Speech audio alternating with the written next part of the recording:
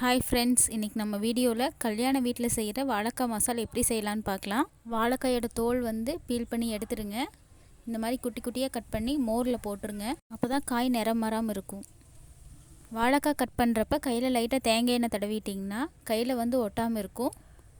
இப்போ மசாலா எப்படி செய்யலான்னு பார்க்கலாம். இன்றைக்கி நான் பெரிய வெங்காயம் 2 எடுத்து வச்சுருக்கேன். பொடி பொடியாக கட் பண்ணிக்கோங்க.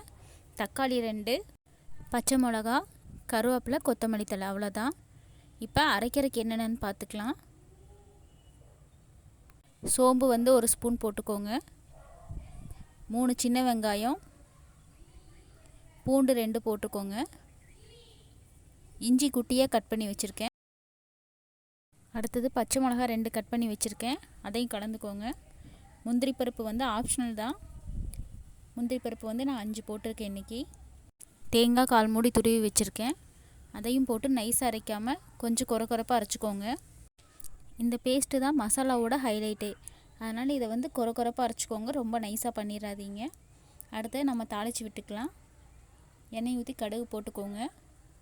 நல்லா பொரிஞ்சு வந்ததுக்கப்புறமா 2 பச்சை மிளகா, பொடியாக நறுக்கின வெங்காயம் எல்லாத்தையும் போட்டு நல்லா வதக்கிக்கோங்க. வெங்காயம் கலர் சேஞ்ச் ஆகணும், அது வரைக்கும் நல்லா வதக்கிக்கோங்க. இப்போ 2 தக்காளி பொடி பொடியாக கட் பண்ணி வச்சுருக்கேன், அதையும் நம்ம கலந்துக்கலாம்.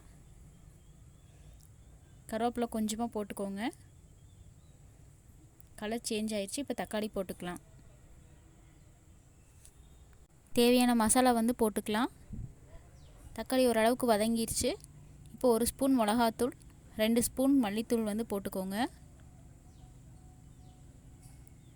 பச்சை வாசனை போகிற வரைக்கும் நல்லா வதக்கிக்கோங்க. லைட்டாக கலர் சேஞ்ச் ஆயிடுச்சு. இப்போ இந்த தேங்காய் பேஸ்ட்டை போட்டுக்கலாம். மசாலா எல்லாம் சேர்ந்து கொதிக்கணும். அதுக்கு தேவையான அளவுக்கு தண்ணி ஊற்றிக்கோங்க. நீங்கள் அரைச்சிருக்க அந்த தேங்காய் பேஸ்ட்டோட தண்ணியை கூட ஊற்றிக்கலாம். கொதிக்க விட்டுருங்க. எண்ணெய் பிரிஞ்சு மேலே வர வரைக்கும் கொதிக்கணும். அப்போ தான் அந்த பச்சை வாசனை இருக்காது. வாழைக்காய் ஃப்ரை பண்ணுறக்கு 5 நிமிஷத்துக்கு முன்னாடி தண்ணியிலேருந்து எடுத்து வச்சுருங்க. செமியாக ஃப்ரை பண்ணால் போதும், ரொம்ப கிறிஸ்பியாக அளவுக்கு விட்டுறக்கூடாது, அப்புறம் ரொம்ப ஹார்டாயிரும். இப்போ மசாலாவில் சூடாக இருக்கிறப்பவே எடுத்து போட்டுருங்க.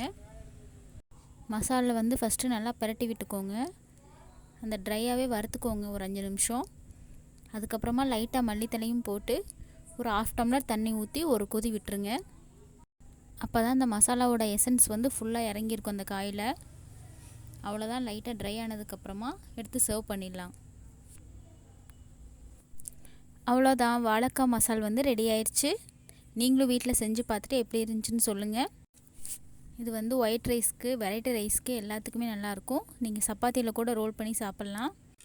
தயிர் சாப்பாட்டுக்கு ரொம்ப சூப்பராக இருக்கும். Thank you for watching this video. Bye bye.